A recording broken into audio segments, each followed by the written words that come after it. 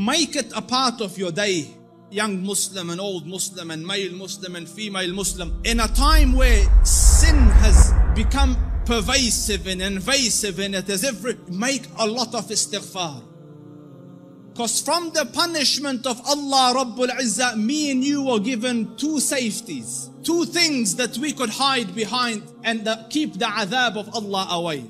Allah Rabbul Izzah says, وَمَا كَانَ اللَّهُ لِيُعَذِّبَهُمْ وَأَنْتَ فِيهِمْ. The first, the Prophet, so long as Allah said, so long as he is amidst you, I will not punish you. So the Rasul died and left. His sunnah is with us, but the Rasul went. The second one, and Allah will not punish them so long as they seek forgiveness. So the only salvation you have now is perpetual istighfar. The Rasul sallallahu alayhi wasallam says, I say more than 100 istighfar a day, and some say in a gathering. Busy yourselves with istighfar. Astaghfirullah al-azim. Oh Allah forgive me. Oh Allah forgive. Astaghfirullah. Perpetuate, make it a habit. And wallahi, Allah will open all the doors of goodness upon you. In the time of Hassan al-Basri, he was alim, zahid, taqiyyun, naqi, lillahi al-wali, min al-shaytani bari, a righteous man. And he had students. So he was busy with them. And a man came and he said, Shaykh, I have problems. So he goes, what's your problem? So he goes, there's no rain in our land. Drought has come. Give me something to do. So he said, increase the saying of istighfar. So he thanked him and went. The other man came. Sheikh, poverty has struck us. There's no income, no money. So he said, say istighfar, increase the saying of istighfar. And his students are watching. Third person came. Sheikh, I can't have children. So increase the saying of istighfar. So the students look at the Sheikh, every person came with whatever sickness. You have one medication, just injecting everyone the same thing. What's going on? So the Sheikh said, it's from the Quran. فَقُلْتُ اسْتَغْفِرُوا رَبَّكُمْ إِنَّهُ كَانَ غَفَّارًا يُرْسِلِ السَّمَاءَ عَلَيْكُمْ مِدْرَارًا وَيُمْدِدْكُمْ بِأَمْوَالٍ وَبَنِينَ وَيَجْعَلْ لَكُمْ جَنَّاتٍ وَيَجْعَلْ لَكُمْ أَنْهَارًا. Make istighfar of Allah. Allah will send the sky down with helpful rain for you. He will bestow you with wealth and progeny and make your gardens grow, and around it springs of water will come. All for the saying of istighfar and the returning to Allah Rabbul Izzah with seeking forgiveness of Allah Rabbul Izzah. Make istighfar, Muslims. Amidst the scholars of the past, one of the famous ones is Ahmad ibn Hanbal.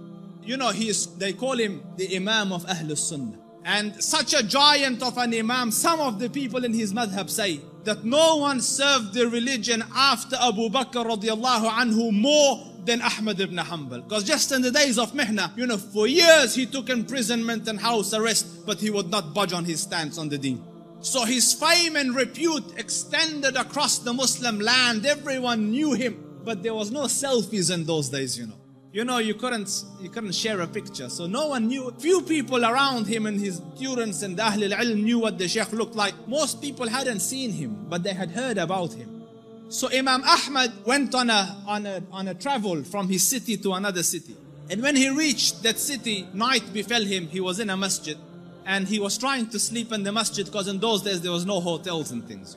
So the guard came and he said, get out of the masjid.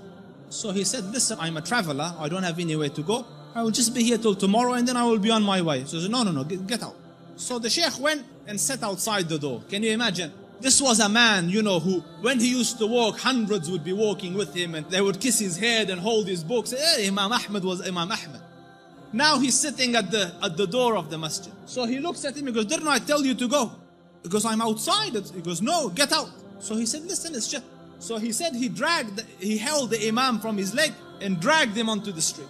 Imam Ahmad.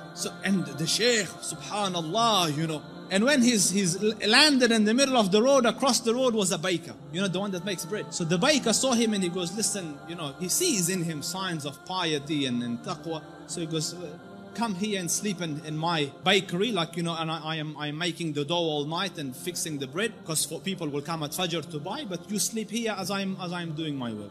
So the Imam thanked him and went and lied down, but he's watching him, that every time he makes the dough, he says, Astaghfirullah, Astaghfirullah, Astaghfirullah. And as he's making Astaghfirullah, Astaghfirullah. So all night he saw this man, Istighfar, Istighfar, Istighfar. So He went to him, he goes, for how long have you been on this practice? For how long have you been practicing this? So he said, for a long time now. So he said, for how long? He said, for a long time. So he goes, have you seen any benefits? Because no one can be so consistent and perpetual on dhikr and on istighfar and Allah not grant him some favor. So he goes, I've realized that whatever dua I ask, Allah grants me, except for one dua that he hasn't accepted. So he said, what dua was this? He said, I prayed that, Ya Rab, let me see Imam Ahmad ibn Hanbal, and so far I haven't seen him. So the Shaykh said, he goes, Subhanallah, he dragged me by my feet to come into your bakery, simply because, imagine, out of my city into his house, out of his house when I was refusing, dragged me by my feet so that I could come and answer to your dua.